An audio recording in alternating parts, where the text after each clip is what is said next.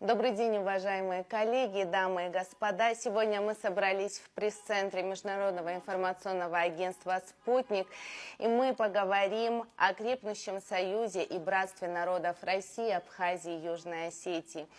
Наши народы связывает общая история, общие цели и, к сожалению, общие испытания. И у нас на прямой связи человек, чья биография – прямое доказательство этого единства.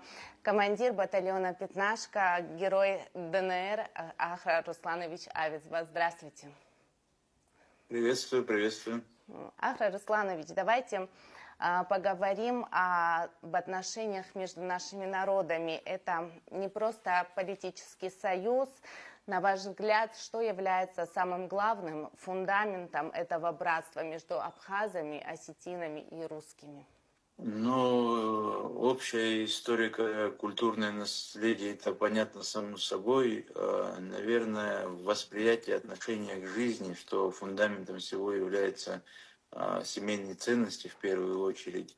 Второе, бережное отношение к своим корням и истории. И вот даже историю конфликта, который сегодня мы наблюдаем, если копнуть, идет вопрос о сохранении идентичности и истории.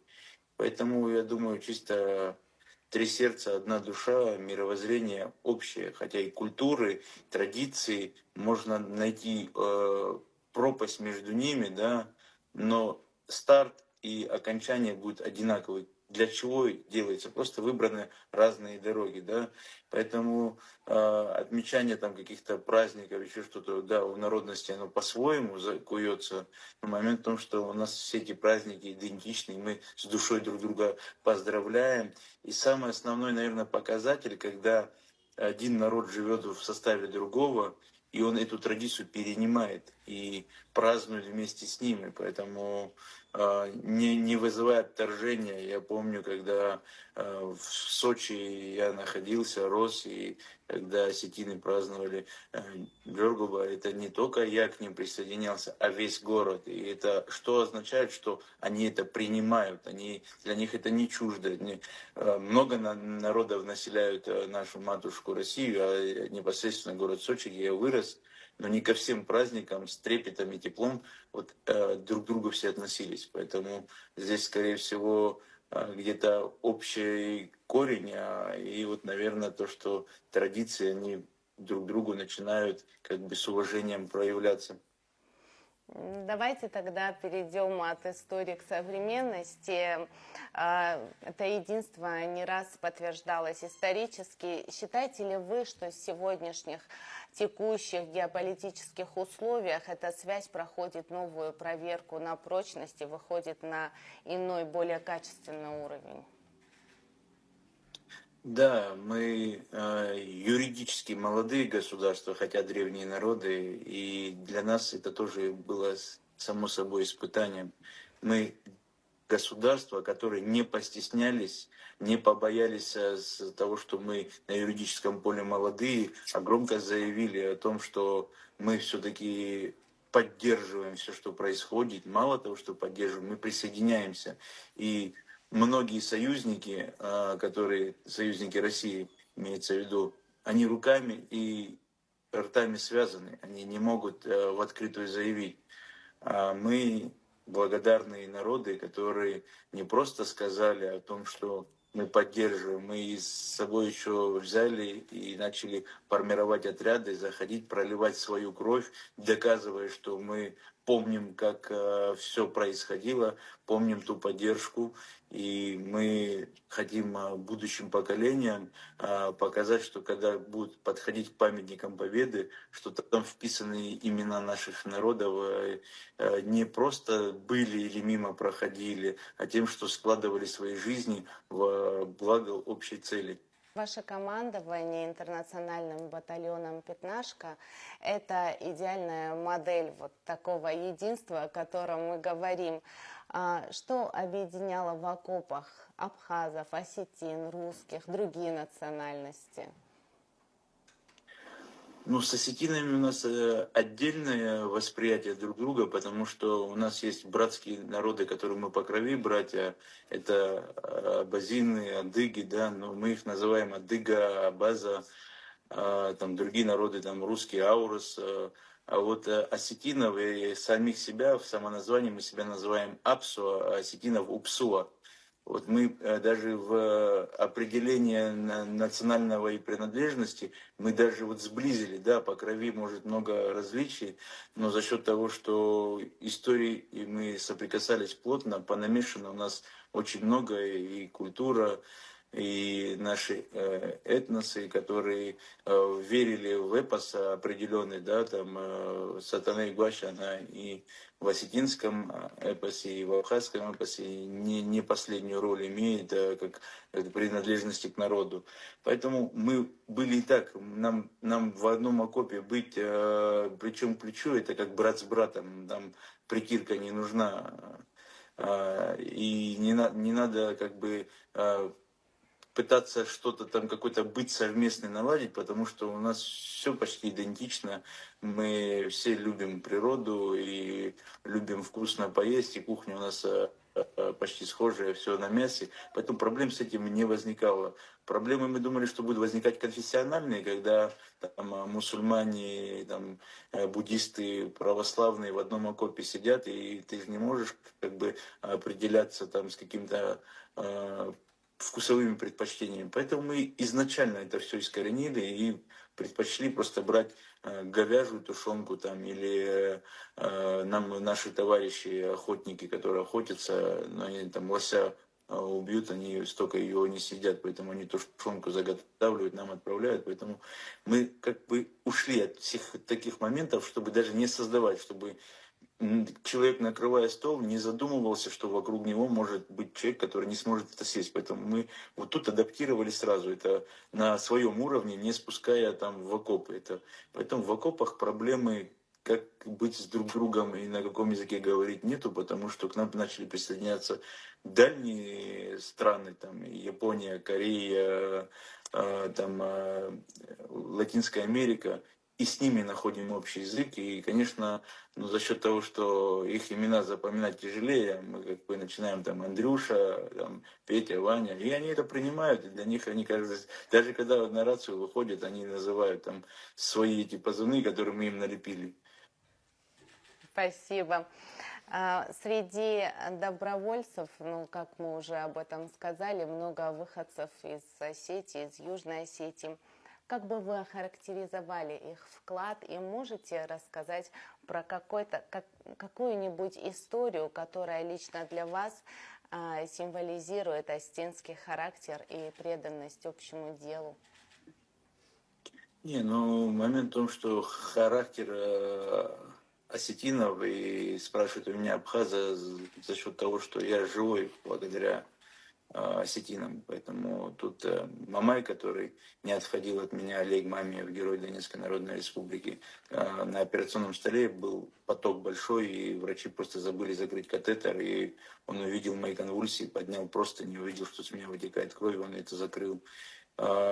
Также Алан, который, когда меня подорвало, первый, кто меня подбежал, подхватил, его имя Эрик, но позывной Алан. И поэтому мы здесь переплетены, Абхазия и Осетины, с 2014 года. И сам тот символ, что в 2016 году, когда мне надо было свой пост командира подразделения покинуть, я передал его этническому осетину Олегу Маме. Поэтому тут даже моменты, вот они за нас все показывают, наш образ жизни показывает, что мы от друг друга никуда даже в голове не можем помыслить, нас жизнь сводит. И это вот основной такой тезис. Единственное, что, конечно, понимая, какую участь на себя взяла Осетия, я сейчас именно не хочу ни остальные республики, никого не обидеть, ничего, но именно хочу за Осетию сказать, потому что официально там почти 30 тысяч человек ушли на войну. Посмотреть количество населения и так далее.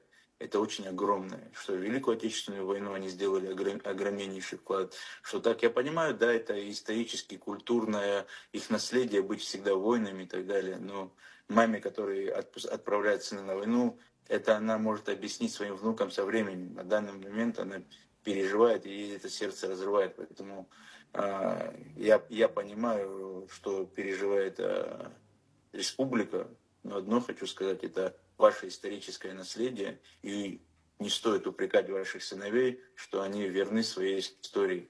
Тяжело, но мы это все прекрасно понимаем. Не в первый раз мы обходимся с такой тяжестью. Ахра Русланович, буквально в сентябре вас наградил президент Владимир Владимирович Путин орденом мужества.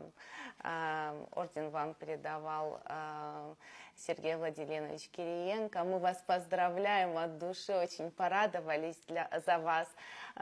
Скажите, пожалуйста, что для вас эта медаль, этот орден? Что для вас это значит?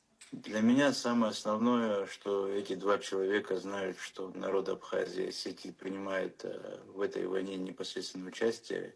И как бы наши отряды, они на слуху не только в медийном поле, но и в отчетах.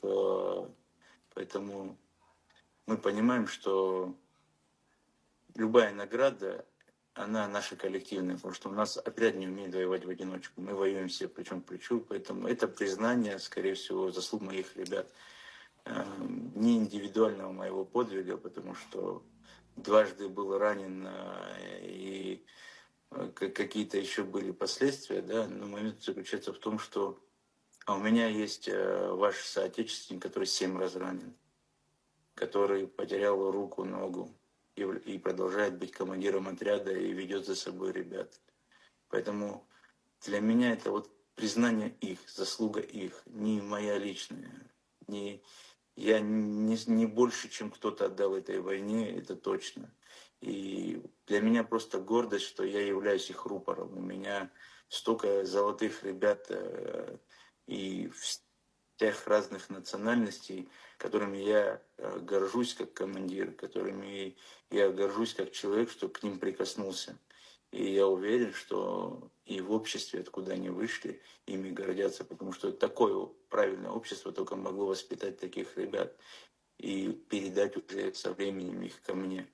Поэтому для меня из рук Сергея Владимировича получить награду — это очень тепло и почетно, и подписанное Верховным Главнокомандующим, которого я помню с момента того, как он пришел, остановил наш крах, поднял страну. И сегодня большинство, конечно, молодого поколения родились в стабильности, они нашу боль не понимают, они наших опасений не понимают. А вот те, которые поколение 80-х годов, они все прекрасно помнят. Они помнят, когда страна вся сидела на макаронах и сосисках, пельмени по праздникам, там, да. Даже элементарный момент, пусть вспомнят наши старшие, что в рестораны они ходили только праздновать дни рождения или какие-нибудь юбилеи, а сегодня 3 раза в день ходят и рассуждают, как им тяжело живется. Несовестно. Но это все благодаря одному человеку у нас появилась такая возможность и стабильность. И поэтому мы сегодня должны как бы полностью целиком поддерживать. И благодаря этому человеку мы сегодня имеем статус суверенных государств. Для нас это большой показатель, потому что исторически мы всегда к каким-то империям прислонялись. И только сейчас мы являемся юридически и фактически государствами. А потом пытаются нам оппозиция или кто-то, не промыв свой рот, высказывать какие-то неправильные вещи. Не гневите Бога. Цените то, что имеете, цените то, кто вам это давал. Поэтому надо максимально показывать, вот как простое население, включая наших ребят, которые пошли повоевать, они же не пошли, потому что их призвали. У меня сугубо добровольческое подразделение. И сказать, что кто-то пошел сюда за удовольствием, так они по 2-3 года есть ребята, которые даже не получали там. Поэтому это именно благодарность, это именно рыцари, наверное, 21 века, которые по совести и долгу пошли сюда.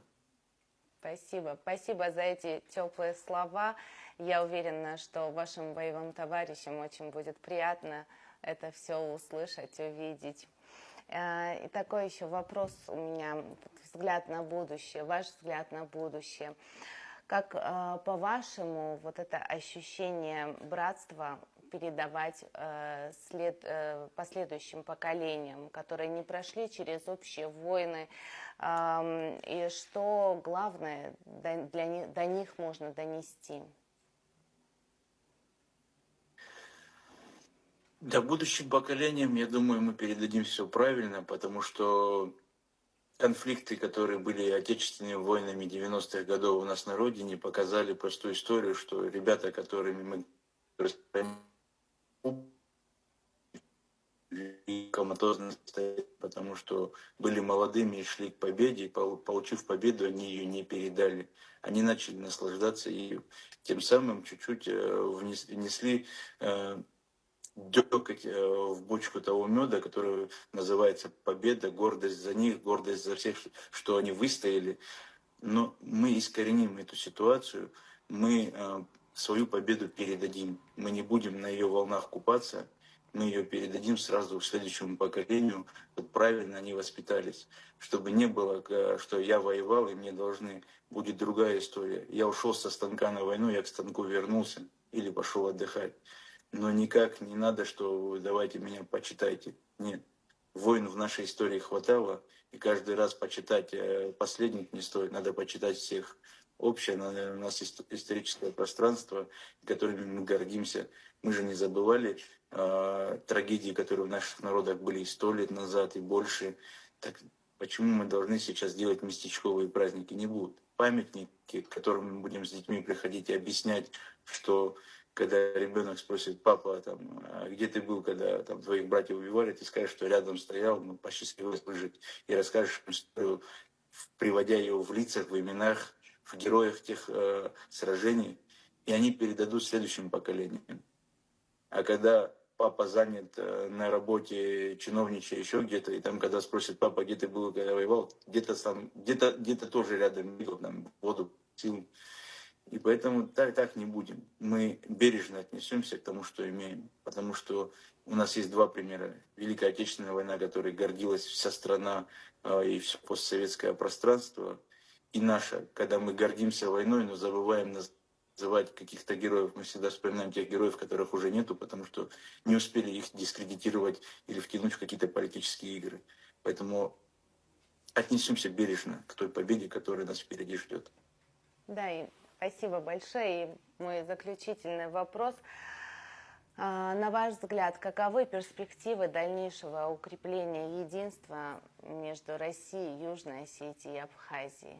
Я думаю, что наши республики доказали, что мы в состоянии быть союзным государством не хуже, чем Белоруссия. Может, мы этнически, исторически подальше, чем белорусы, но по пролитой крови, по поступкам, по заявлениям историческим в периоды, которые были, мы не уступаем. Мы настоящие союзники. Думаю, можно нас рассмотреть как юридически полноправных союзников, не просто как общие договора и соседи, да, а вот сделать какое-то пространство, которое, как на примере Евросоюза, позволит нам сбросить границы. Да, сегодня границы больше, наверное, нашу пользу играют, потому что большинство беженцев уехали в сторону России, которые против нас оружие поднимали, потом резко стали беженцами.